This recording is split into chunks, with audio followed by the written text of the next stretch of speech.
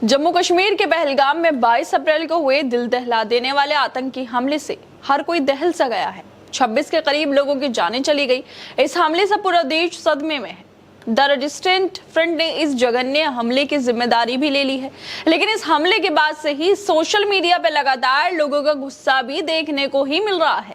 लोग नरेंद्र मोदी सरकार की सुरक्षा नीतियों, खुफिया तंत्र की नाकामी और कश्मीर में बिगड़ती स्थिति को लेकर तीखे सवाल पूछ रहे हैं। और इन सवालों के साथ ही अब गृह मंत्री अमित शाह और भारत के national security adviser Ajit Doval के इस्तीफे की भी मांगे तेज हो गई हैं। खुद आर्मी के लोग अब कह रहे हैं कि ये जो पहलगाम में हमला हुआ है वो नाकामी है सरकार की। इसी वजह से इन लोगों को इस्तीफा दे देना चाहिए ताकि पहलगाम में जिन लोगों को अपनी जानों को गंवाना पड़ा उनको सच्ची श्रद्धांजलि मिल सके। दरअसल पहलगाम में आतंकी हमले से हर कोई हैरान है, दुख में है। जिन लोगों ने अपने को खो दिया है उनके दुख का अंदाजा कोई नहीं लगा सकता, लेकिन उनके अलावा देश के हर कोने से ये भी आवाज उठ रही है कि इस हमले का जवाब दिया जाए, क्योंकि 2019 में पुलवामा में हुए हमले के बाद घाटी में सबसे बड़ा हमला है।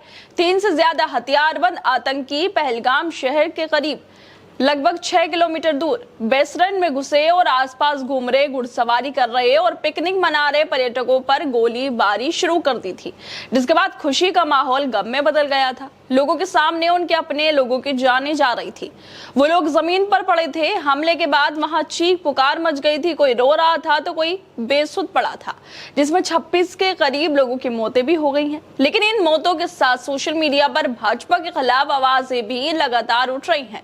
लोग पूछ रहे हैं कि आतंकवाद के खिलाफ बीजेपी के दावों के बावजूद इतना बड़ा हमला कैसे हो गया, कैसे सुरक्षा व्यवस्था में चूक हो गई। इन सवालों के साथ ही अब आर्मी के रिटायर्ड कर्नल भी भाजपा के खिलाफ उतर आए हैं। वो भी इस हमले की निंदा कर रहे हैं और अमित शाह से इस्तीफे की मांग भी कर रहे हैं। प्रदीप सक्सेना, जो कि रिटायर्ड आर्मी कर्नल हैं, वो बीजेपी की नीतियों को लेकर भाजपा की नाकामियों को उजागर कर रहे हैं। प्रदीप सक्सेना ट्वीट करते हुए लिख रहे हैं कि मैं बांग्लादेश और कारगिल युद्ध का सैनिक रहा हूं, इसलिए जानता हूं कि मैं क्या कह रहा हूं। पहलगाम हमला खुफिया विफलता का साफ सबूत है। तो क्यों ना अमित शाह और अजीत डोभाल से इस्तीफा मांग लिया जाए, जो देश की खुफिया एजेंसियों को नियंत्रित करते हैं और इस मामले में नाकाम साबित हुए हैं। उनका इस्तीफा उन 26 पर्यटकों को सच्ची श्रद्धांजलि होगा जो आर्मी अफसर बांग्लादेश और कारगिल युद्ध में शामिल हुए हैं, जिन्होंने इस युद्ध को लड़ा है।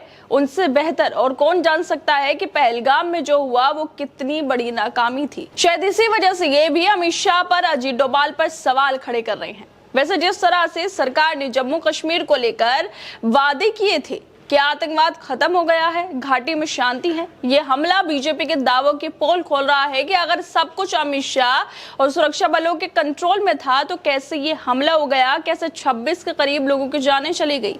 पहलगाम हमले के बाद पीएम मोदी का ये पहला संबोधन भी उन्होंने कर दिया है। इस दौरान मोदी ने पहले पहलगाम में मारे गए लोगों को श्रद्धांजलि दी, फिर भाषण की शुरुआत भी कर दी। पीएम मोदी ने सख्त अंदाज में यह भी कह दिया कि पहलगाम में जिन आतंकियों ने बेकसूरों को मारा है और जिन लोगों ने इसकी साजिश रची है, उनको कल्पना से भी बड़ी सजा दी जाएगी।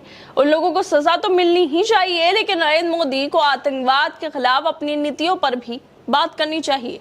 सोशल मीडिया पर उनकी सरकार की नाकामी को लेकर जो सवाल उठ रहे हैं उस पर भी नरेंद्र मोदी को जरूर बोलना चाहिए। लोग अमित शाह और अजीत डोभाल का इस्तीफा मांग रहे हैं। इन इस्तीफों पर भी नरेंद्र मोदी को बोलना चाहिए था। ये जो हमला हुआ है, क्या ये हमला मोदी सरकार की कश्मीर नीति और खुफिया तंत्र की विफलता को नहीं दर्शाता है? अमित शाह और अजीत डोभाल को इस नाकामी की जिम्मेदारी क्यों नहीं लेनी चाहिए? बीजेपी कहती थी कि नोटबंदी और धारा 370 हटाने से आतंकवाद खत्म हो गया है, तो फिर ये हमला कैसे हुआ? नोटबंदी, धारा 370 हटाना और कश्मीर को केंद्र शासित प्रदेश बनाना, ये फैसला शांति लाने के नाम पर थे, लेकिन आज कश्मीर में डर और आतंक का माहौल बन गया है। हर कोई खौफ में है। पहलगाम में हुआ आतंकी हमला दिल दहला देने वाला है। इससे सरकार के इंटेलिजेंस सिस्टम और सुरक्षा के दावों की पोल खुल रही है कि सरकार इस हमले के बाद खुफिया तंत्र में बड़े सुधार लाएगी।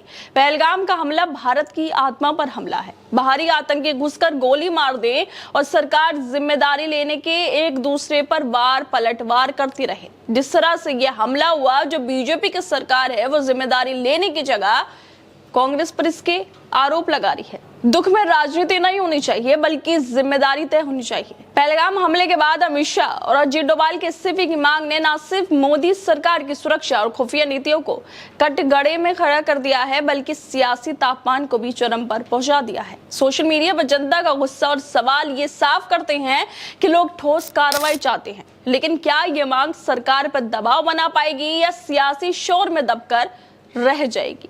खैर दोस्तों, आप लोगों को क्या लगता है? जिस तरह से लगातार सोशल मीडिया पर अमित शाह और अजीत डोभाल के इस्तीफे की आवाज उठती ही जा रही है, लेकिन दूसरी तरफ नरेंद्र मोदी साहब जो हैं वो बयान दे रहे हैं कि बख्शा नहीं जाएगा, कड़ी कार्रवाई की जाएगी। लेकिन जो उनकी नीतियां हैं, जो उनके दावे थे कि कश्मीर में सब चीज ठीक है, जम्मू कश्मीर में जो आतंकवादी गतिविधियां हैं वो कम हो गई हैं, घाटी में शांति आ गई है, लेकिन ये जो हमला हुआ है फिर ये कैसे हो गया? क्यों नरेंद्र मोदी साहब इस हमले को लेकर और जो उनकी खुफिया एजेंसीज हैं उनकी जो यहाँ पर नाकामी साफ दिखाई दे रही है, जिस तरह से लोग सोशल मीडिया पर भी बोल रहे हैं, उसको लेकर क्यों अब जवाब नहीं दे रहे हैं और सामने आकर अपनी मन की बात लोगों को क्यों नहीं बता पा रहे हैं? खैर दोस्तों, आप लोगों को क्या लगता है इस वीडियो को लेकर? हमें अपनी राय जरूर दें और बाकी तमाम खबरों को देखने के लिए जुड़े रहिए हमारे साथ।